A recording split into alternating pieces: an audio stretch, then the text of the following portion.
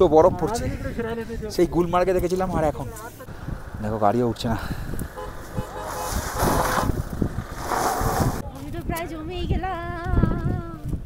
এরকম বরফ পড়ছে, সাথে ম্যাগি খাচ্ছি, আলাদাই এক্সপিরিয়েন্স। 1962 ওয়ারে এই বুমলা দিয়েই চায়নার আর্মি ইন্ডিয়াতে প্রবেশ করেছিল। বোফোর্স কামানের কি ভয়ঙ্কর প্র্যাকটিস চলছে। ভূপৃষ্ঠ থেকে 12,165 ফিট উপরে এই যে লেকটা, এটার নাম হচ্ছে সাংস্টার। আজ আমরা যেই জায়গায় এসেছি সেই জায়গাকে নিয়ে হয়েছিল ভারত চীন যুদ্ধ। যেই জায়গা রক্ষা করতে বলিদান দিতে হয়েছিল অনেক ভারতীয় বীর যোদ্ধাদের। হ্যাঁ, ঠিকই ভেবেছেন। ওয়েলকাম টু বুমলা পাস, যেখানে বছরের অধিকাংশ সময়ই ঢেকে থাকে বরফের চাদরে। আজ সেই তুষারপাতের আনন্দ উপভোগ করার দিন। তো আজকে আমাদের গন্তব্য Bumla pass. Actually Bumla pass কথাটা ভুল, নাম হচ্ছে বুমলা। অ্যাকচুয়ালি লা মানেই পাস, তাই তো? সেই খারদুংলা, তারপরে ওয়ারিলা, নাথুলা, তো তেমনই বুমলা। তো এখন আছি প্রায় 8,700 ফুট উপরে, আর যাবো হচ্ছে 15,200 ফুট উপরে।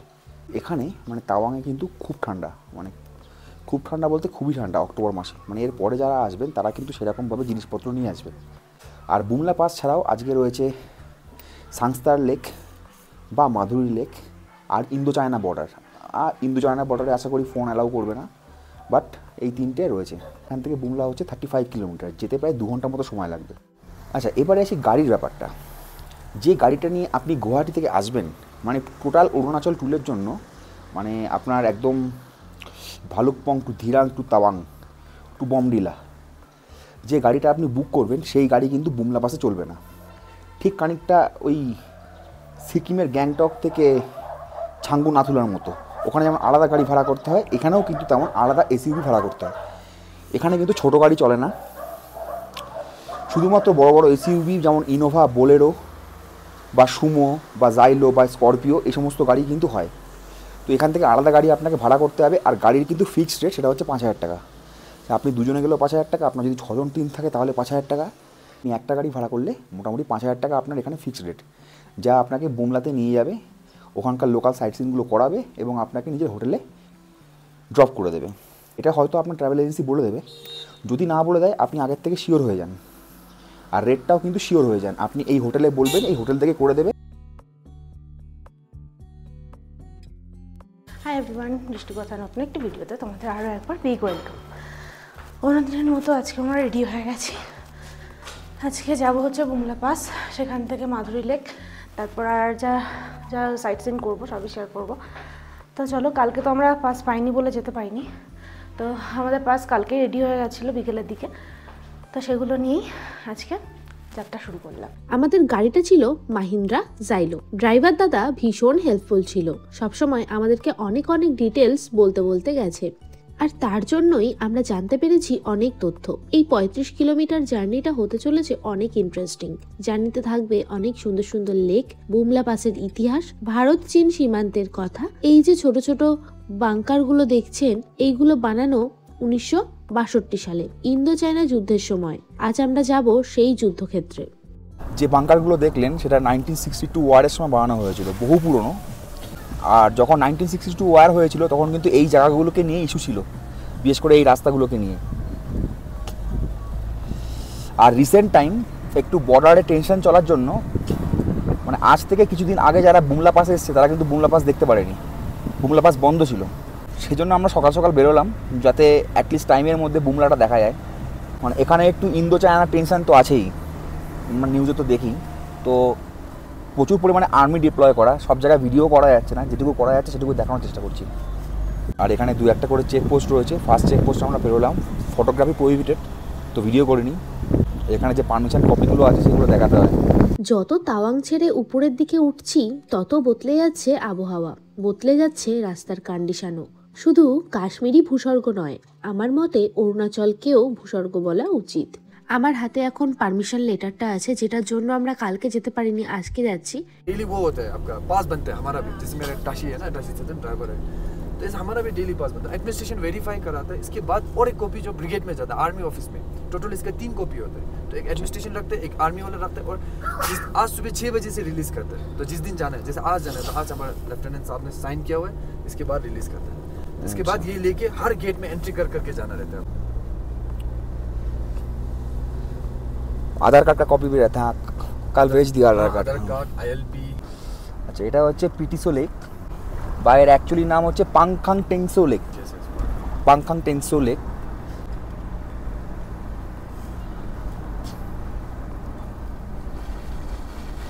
জ্যাম আছে। আচ্ছা, পাংখাং টেংসো মানে হচ্ছে এখানে আগে যখন বার্টার সিস্টেম ইকোনমি চলতো, মানে তিবেতিয়ানদের সাথে, অ্যাকচুয়ালি এটা তো চায়না বর্ডার না, তিবেতিয়ান বর্ডার, মানে যাই হোক চায়না তিবেত একই। তো এইখানে একটা কাঠের ঘর থাকতো এবং এখানকার তাওয়াংয়ের লোকেরা যখন ডেলি ট্রেড করতে আসতো তখন এই ঘরটায় ওরা থাকতো এবং আমাদের তাওয়াং থেকে এখানে আসতে একদিন সময় লাগতো, মানে যেতে অনেক দিন সময় লাগতো, তাই মাঝখানে ব্রেকের জন্য এখানে থাকতো। সেই জন্য এই লেকটার নাম হচ্ছে পাংকাং টেংসো লেক, মানে পাংকাং টেংসো লেক মিনিং সো, একই ব্যাপার। बड़ा हुआ था अभी रिसेंटली फ्लड आने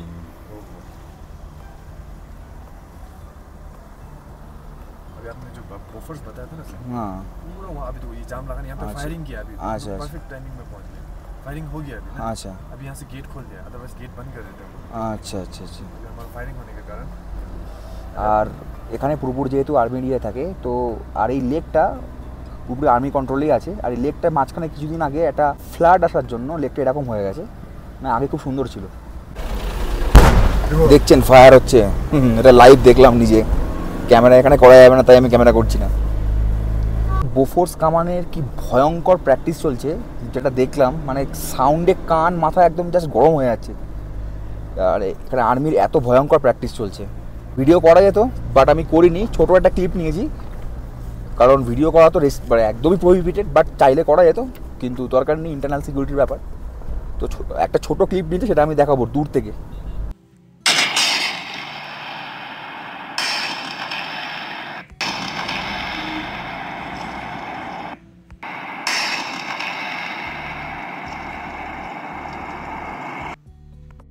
জায়গায় জায়গায় এত ডিফেন্স ক্যাম্প আমি হয়তো কাশ্মীর ট্যুরেও দেখিনি। এত টাইট সিকিউরিটি দেখে আমরা রিসেন্ট টাইমসের ইন্দো চায়নার টেনশনের কথা আইডিয়া করতে পারি। জায়গাগুলো খুব সুন্দর, রাস্তায় তো দেখলেন কি বিভৎসভাবে কামান ফাইটিং হচ্ছে, দেখে গর্বে ভারতীয় সেনার জন্য বুক উঁচু হয়ে গেল। রাস্তায় অনেক জায়গায় ফটোগ্রাফি নিষিদ্ধ, এই সেই রাস্তা যা দখল করে রেখেছিল চীনি সেনারা। আর এখান থেকে বুমলা পাস 12.6 কিলোমিটার, কিন্তু ডান দিকে যেতে হয়। আর আমরা এখন যাচ্ছি হচ্ছে মাধুরী লেকের দিকে, মানে সাংস্টার লেক যেটাকে বলে। আগে ওইখানে যাব, তারপরে বুমলা পাস যাব। আর হালকা হালকা বরফ এবার কিন্তু দেখা যাচ্ছে। আর এখানকার রাস্তাটা দেখে আমার সেই লাদাখের রাস্তার কথা মনে পড়ে যাচ্ছিল। এই জায়গাটা খুব সুন্দর লাগছিল, বিশেষ করে বাইক রাইডে এই জায়গাগুলো জাস্ট অসাধারণ। 1962 ওয়ারের সময় এই এরিয়া পুরো চীনরা দখল করে নিয়েছিল, এই জন্য আজকে এখানে এত আর্মি বা ITBP এদের সমস্ত ভর্তি করে রেখেছে। শুধুমাত্র এই এরিয়া নয়, মানে একদম আসামের ভিসামারি তক, মানে ভিসামারি অবধি ভালুকপং, ধিরাং পুরো এরিয়াটাকেই একদম চীন দখল করে নিয়েছিল। তাই এখানে খুবই টাইট সিকিউরিটি। আমরা প্রথমে বুমলা না গিয়ে সাংস্টার লেকে যাচ্ছি, আর তার প্ল্যান ছিল পুরোপুরি আমাদের ড্রাইভার দাদার। উনি বললেন কিছু গাড়ি প্রথমে বুমলাতে যায় আর কিছু গাড়ি যায় মাধুরী লেকে, যাতে কোনো স্পটেই গাড়ির রাশ না লেগে যায়।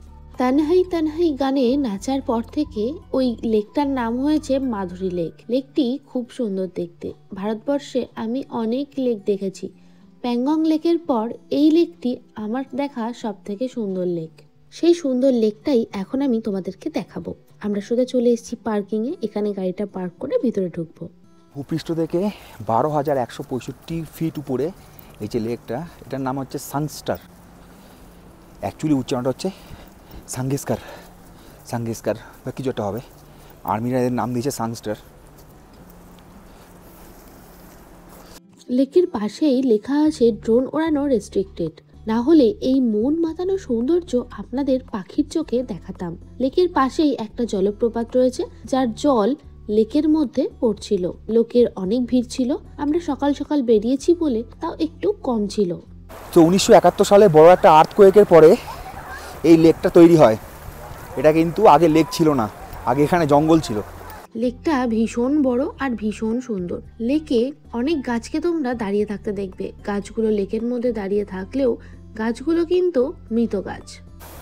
তো পুরোপুরি আর্থকোয়েকের পরে 1971 সালে এখানে বিশাল বড় একটা আর্থকোয়েক আসে, তারপরে এই লেকটা তৈরি হয়। সেজন্য এই লেকের মধ্যে কিন্তু গাছ দেখা যাচ্ছে। আর 1997-এ মাধুরী দীক্ষিত কোয়েলা মুভি শুটিংয়ের জন্য এখানে এসে একটা গানে ডান্স করেছিল, সেই জন্য এটাকে মাধুরী লেকও বলা হয়। এখানে একটা পয়েন্ট আছে, মাধুরী পয়েন্ট, যদিও আমরা ওইদিকে যাইনি, কারণ বুমলাতে 11টার মধ্যে ঢুকতেই হবে। এখানে আরও একটি রানদীপ হুডা পয়েন্ট আছে, আরও অনেক সেলফি পয়েন্ট। লেকের ভিতরে যাওয়ার জন্য আছে একটা কাঠের সেতুও। লেকের জল মনে হলো আজ একটু কম আছে, তবে এখানে ভালোই জল থাকে। এই হ্রদটি ভৌগোলিক কারণে তৈরি হওয়ার জন্যই দেখার ইন্টারেস্ট ছিল। তাওয়াং থেকে মাত্র 36 কিলোমিটার দূরে সাংগেস্টার সো তথা মাধুরী লেক। তিব্বতী ভাষায় সো মানে লেক। এখানে গেলে এক অসাধারণ সৌন্দর্যের সাক্ষী থাকবেন আপনি। তাওয়াং থেকে চীন সীমান্তে বুমলার পথে এই লেক। গাড়িতে তাওয়াং থেকে যেতে লাগবে 3 থেকে 4 ঘন্টা। 1973 সালে ভূমিকম্পের ফলে এই লেকের সৃষ্টি হয়েছে। লেকের মাঝে রয়েছে অনেক মৃত গাছ, যা দেখতে ভারী অদ্ভুত। শীতকালে এই সাংগেস্টার লেকের জল জমে যায় এবং সেই জমা জলের উপর সূর্যরশ্মি পড়ে এক অপরূপ রঙের খেলা হয়। সমুদ্রপৃষ্ঠ থেকে এই লেকের অবস্থান 3708 মিটার উচ্চতায়। ইচ্ছে করলে সাংগেস্টার লেককে বেষ্টন করে আপনি হাঁটতে পারেন। কাঠের সেতুর উপর দিয়ে পাইন বনের মধ্যে দিয়ে এই হাঁটা। কনকনে ঠান্ডা বাতাসে পতপত করে উড়বে প্রার্থনা পতাকাগুলো। ঘণ্টাখানিক এই লেক ভ্রমণ আপনার জীবনের অক্ষয় স্মৃতি হয়ে থাকবে। আপনার শরীর ও মন হয়ে উঠবে তরতাজা। এই লেকের আসল নাম সাংগেস্টার লেক হলেও একসময় এই লেকের নাম হয়েছিল মাধুরী লেক। 90-এর দশকের শাহরুখ মাধুরী অভিনীত একটি বিখ্যাত সিনেমা কোয়েলা, এই মুভির একটি গানের শুটিং এখানে হয়েছিল। তারপর থেকেই এই লেকের নাম মাধুরী লেক হয়ে যায়। নামের দৌলতেই প্রত্যেক বছর বহু পর্যটক এখানে আসেন। বেশ অনেকক্ষণ ছিলাম এখানে। এবার এখান থেকে বেরিয়ে যাব সেই যুদ্ধক্ষেত্রে, যেটা নিয়েই ভারত চীনের এত সমস্যা। তো কমপ্লিট হলো মাধুরী লেক বা সাংস্টার লেক। এবার যাব বুমলাতে, আর এটা 12,165 ফুটে। এখন যাওয়া হবে 15,200-তে। এখান থেকে মোটামুটি 1 ঘন্টা সময় লাগে। তবে একটা কথা, যারা বুমলা আসছেন তারা কিন্তু সকাল সকাল বেরোবেন। যত সকালে বেরোতে পারবেন তত ভালো, কারণ রাশ একবার লেগে গেলে তখন কিন্তু বুমলা যাওয়া খুব টাফ হয়ে যাবে। কারণ 11টার সময় বুমলার যে ফার্স্ট এন্ট্রি পয়েন্ট রয়েছে চেকপোস্ট, সেটা কিন্তু অতিক্রম করতে হবে। কারণ এখানে আমাদের পাশে লেখা রয়েছে যে 11 টাইম। তো আমরা এখন 10টা বাজে, এখান থেকে 1 ঘন্টা সময় লাগবে, 11টার মধ্যে পৌঁছে যাবো। এখানে অলরেডি জ্যাম লেগে গেছে। আমাদের যে ড্রাইভার দাদা আছে ও বলছিল যে সকাল সকাল যারা বেরোবেন তাদের জন্য খুব সুবিধা হয়, কারণ এখানে এখন রাশ লাগবে এবং খুব ভিড় হয়। দেখো পাশে সুন্দরা নদী আছে। বুমলা পাস যাওয়ার রাস্তা একটি ঐতিহাসিক রাস্তা। এই রাস্তা ধরেই চীন অগ্রাসনে নেমেছিল তাওয়াংয়ের দিকে। এই পথ সাক্ষী ছিল 17ই মার্চ 1959 সালে, যখন 14তম দালাই লামা তিব্বতের উপর চীন অগ্রাসনের জন্য পালিয়ে এসেছিল ভারতবর্ষে। আজও ভারত ও চীনের মধ্যে টেনশনের কারণ হিসাবে এটা উল্লেখযোগ্য। এই জায়গাটার নাম হচ্ছে তোমপেং লাক, মানে তোমপেং পাস। এটা এখানে একটা অ্যাম্বুলেন্স উল্টে গেছে আর্মির। আর এই জায়গাটা কিন্তু ভূপৃষ্ঠ থেকে প্রায় 15,160 ফুট উপরে। এটা মানে হচ্ছে সাংস্টার লেক থেকে বুমলা পাস যাওয়ার মধ্যে পড়ে। এই জায়গাটায় আমাদের একটু দাঁড়াতে হয়েছিল। একটা অ্যাম্বুলেন্স পড়ে গিয়েছিল, সেটাকে তোলারই কাজ চলছিল। তো আমরা এখানে একটু নামলাম। ঠান্ডা ছিল মারাত্মক, আর হালকা হালকা স্নোফলও হচ্ছিল তখন। বুমলা যাওয়ার আগে কিন্তু এখানে হালকা হালকা খুব অল্প হলেও স্নোফল শুরু হয়েছে। আর দেখা যাক বুমলাতে পাওয়া যায় কিনা। আমরা স্নোফলকে ভীষণভাবে এক্সপেক্ট করছিলাম। তো যেমন গুলমার্গে আমরা স্নোফল পেয়েছিলাম সেরকম হয়নি, তবে হালকা হালকা স্নোফল হচ্ছিল। বাই দ্য ওয়ে, কাশ্মীরের গুলমার্গের ভিডিও তোমরা অনেক অনেক পছন্দ করেছো, তার জন্য অনেক অনেক ধন্যবাদ।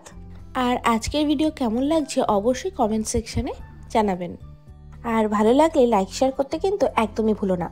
আর আমার চ্যানেলে যদি তুমি নতুন হয়ে থাকো তাহলে আমার চ্যানেলটিকে সাবস্ক্রাইব করে আমার পাশে থাকো।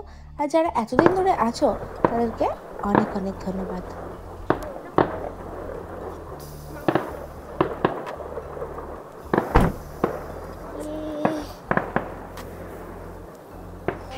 শুনছো কিরকম ফায়ারিং হচ্ছে?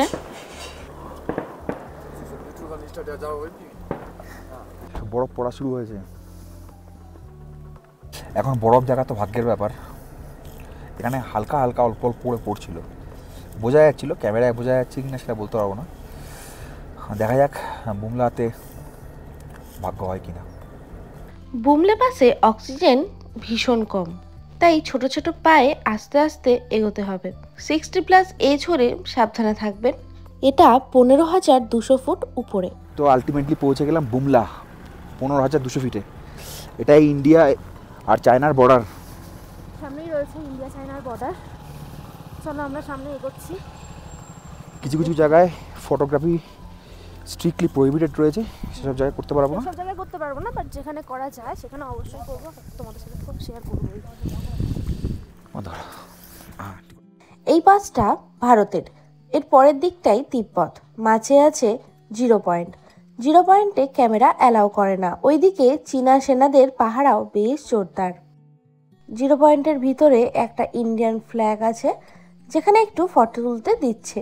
আর্মিরা ভিতরে নিয়ে গিয়ে পুরো এই যুদ্ধের ইতিহাসটি বললেন। তবে এখানে আর্মি থেকে ফটো তোলার ব্যবস্থা আছে, আপনাকে নাম লিখিয়ে টোকেন করাতে হবে, ওরাই ফটো তুলে দেবে এবং প্রিন্ট করে দেবে। আপনার হাতে সময় থাকলে আপনি ফটো করাতেই পারেন। আমরা করিনি, কারণ ওয়েদার একটু খারাপ হচ্ছিল আর আমরা ফিরে আসতে চাইছিলাম। বুমলা পাস ভারত ও তিব্বতকে সংযুক্ত করে, এটি একটি ট্রেডিং পয়েন্টও বলা হয়। 1962 সালে ভারত চীন যুদ্ধের পর এটিকে বন্ধ করে দেওয়া হয়। পরে 2006 সালে 44 বছর পর ব্যবসা বাণিজ্যিক কারণে এই পাসটি আবার খুলে দেওয়া হয়। 1962 যুদ্ধের জন্য সুবেদার যোগেন্দ্র সিংকে মরণতক পরমবীর চক্র দেওয়া হয়। তুষারপাতের ইচ্ছা নিয়ে আসা 8-10টা পর্যটকদের মতো আমাদেরও ইচ্ছা ছিল যাতে একটু স্নোফল আমরা পাই, আর আমাদের সেই স্বপ্ন পূর্ণ হলো। শুরু হলো তুষারপাত। তো আমাদের যে ড্রাইভার ছিল সে এন্ট্রি পয়েন্টে গিয়ে পাসটা দেখিয়ে আমাদের সিরিয়াল নাম্বারটা জেনে আসলো। তো একটা গ্রুপ গেছে, আর্মিরাই নিয়ে যায় ওদেরকে যে একদম চায়না বর্ডার, মেইন যে বর্ডারটা সেখানে নিয়ে যায়, একদম কাছে, ওটা আর্মিরাই নিয়ে যায়। তো একটা গ্রুপ গেছে, ওরা ফিরে আসলে তারপর আমরা যাব। তো ওই জন্য এখানটায় দাঁড়িয়ে একটু ভিডিও করছি, ভিডিও ফটো যা যা তোলার তুলছি, ওরা আসলে এবার আমরা যাব। এইরকম বর্ডারে আসতে কেন জানি না আমার ভীষণ ভালো লাগে। একটা দেশ থেকে আরেকটা দেশ কত সুন্দরভাবে আলাদা থাকতে পারে সেটা যেন নিজের চোখের সামনে দেখতে পাই। এখানে নিজের দেশের পতাকাগুলো উঠতে দেখে আমার দেশকে নিয়ে আমার ভীষণ প্রাউড ফিল হয়। ইতিমধ্যে শুরু হয়ে গেল তুষারপাত, আর আমরা উপভোগ করতে থাকলাম একটা ভয়ঙ্কর সুন্দর আবহাওয়া। তো বরফ পড়ছে, সেই গুলমার্গে দেখেছিলাম আর এখন বাপরে, হাইটের জন্য শ্বাসকষ্ট হচ্ছে ঠিকই, হালকা হচ্ছে, খুব বেশি হচ্ছে না, কিন্তু ঠান্ডায় না নিঃশ্বাস নিতে পারছি না, মানে নাক এই পোর্শনটা পুরো জ্বলে যাচ্ছে। বেশিক্ষণ এরকমভাবে থাকছি, কিন্তু এরকমভাবে থাকলে যে প্রবলেমটা হচ্ছে অক্সিজেনের প্রবলেম হচ্ছে, এইভাবে থাকলে কিন্তু নাক জ্বালা করছে ঠান্ডায়। চলো বরফ দেখার সৌভাগ্য তো হলো। খুব হেভি পড়ছে না, বাট পড়ছে, যা পড়ছে বোঝা যাচ্ছে। তো এরপরে আর ভিডিওগ্রাফি অ্যালাউ না, এরপরে চায়না বর্ডার। আর ওখানে গেলাম, দেখলাম চাইনিজ আর্মিকেও দেখলাম। যখন ভিডিওগ্রাফি অ্যালাউ না, তো ইন্টারনাল সিকিউরিটি ম্যাটার, ভিডিওগ্রাফি করবো না। এখানে আসলাম 15,700 ফুট, 200 ফুট বরফ পড়ছে, খুব হালকা পড়ছে, বাট পড়ছে ব্যাস। আচ্ছা, এবার খাবো ম্যাগি। ওকে, পাহাড়ে এসেছি, ম্যাগি খাবো না হতে পারে? এই যে ম্যাডাম বরফের মধ্যে,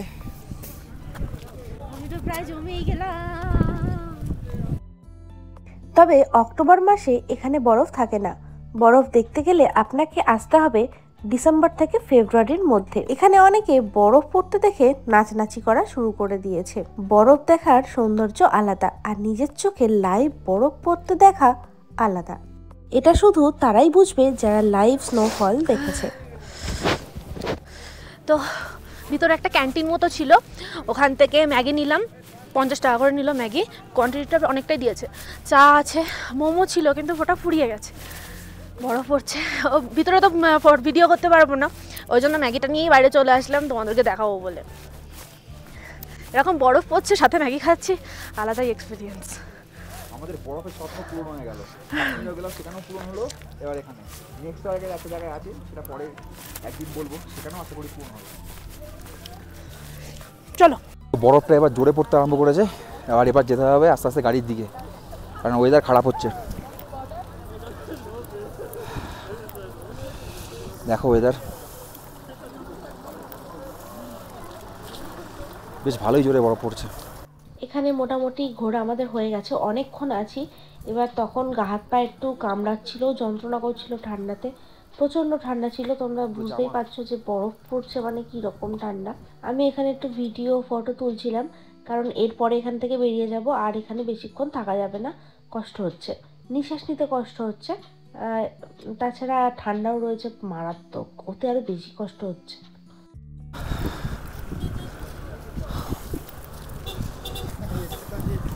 1962 ওয়ারে এই বুমলা দিয়েই চায়নার আর্মি ইন্ডিয়াতে প্রবেশ করেছিল। দেখো গাড়িও উঠছে না, পিছনে লেগে যাবে।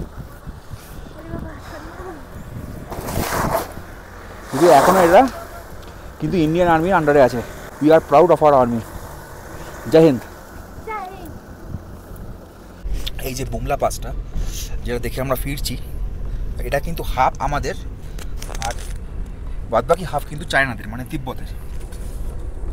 জাস্ট এখান থেকেই বর্ডারটা শুরু। তো এমন না যে বুমলা শুধুমাত্র ইন্ডিয়াতেই। আপনি উইকিপিডিয়া সার্চ করে দেখবেন যে বুমলা যদি আপনি ওখানে লেখেন তাহলে কিন্তু কিছু পার্ট চায়নাতেও দেখাবে।